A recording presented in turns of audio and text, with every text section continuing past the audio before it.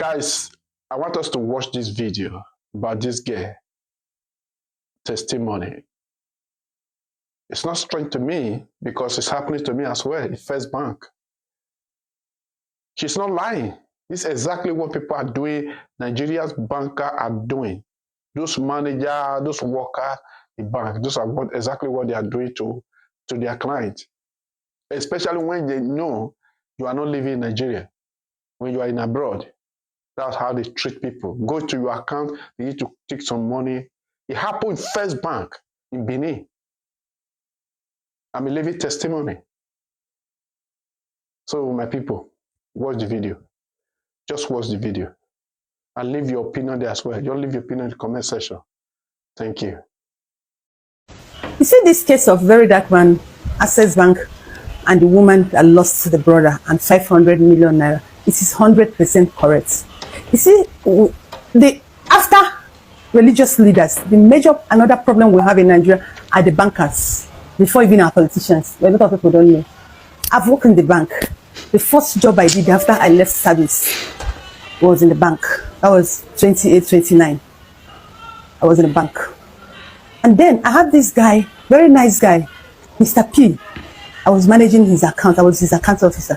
And this guy is just a young man doing well. He has his own company. He was running his own company. And he's always having between 5 million, 7 million, and 10 million in his account. And each time he comes to the bank, I feel like 2-3 times in a week. He's always coming to the branch, my branch then.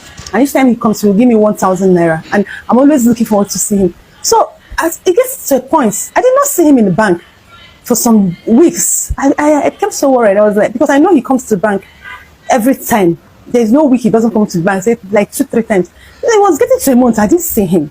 And I went to his account, I knew his office was around my branch then, took his address, then went to look for him in his office. So when I got there, they told me he's dead. God, I cried.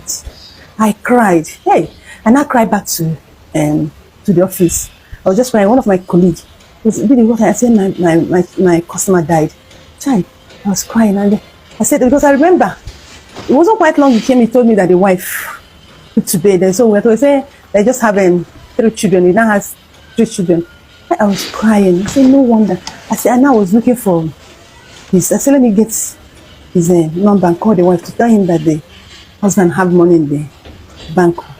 My colleague, me, I didn't know. You know, it was my first time. It was my first year. I mean, I didn't know the bank's code and the, you know.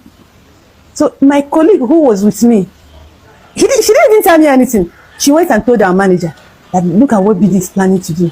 Our manager now called me. And he just said that my customer died. I said yes. He said, what is his name? I told him. He said I should give him his name. I gave him. He just checked on his account. The man was having about 9-something million. He said that he had planning to tell his family that he has money. I said yes. He said he has a young wife and 3 children. My manager said, what is my business? Am I his family member? I said, no, but I'm his customer and we are very close. He said, I dare not try that. I'm telling you, nobody told me this happened to me. One of the biggest banks in Nigeria, I don't want to mention their name. My manager warned me with everything in his life. If you see the furiousness, he was warning me that I should not try and do that. You know, I became afraid. I was like, why would I? He warned me. I said that was not enough. The next morning when we came to because every morning in my office, every Monday, and we pray. Then that was happening. The next morning, he called me. He called an emergency meeting. And I was schooling, telling everybody that, see, whatever happened in the bank remains in the bank. You don't have any business to tell anybody what is happening in the bank. And everything was towards me. This man called me again in his office and said, see, that he knows I'm a very stubborn person. That if I try to tell anybody about this money, that I will regret coming to Lagos. That was what my manager told me. That's it. Honestly, thank God you already know I'm a stubborn person. It took me months. 2 months, my dear.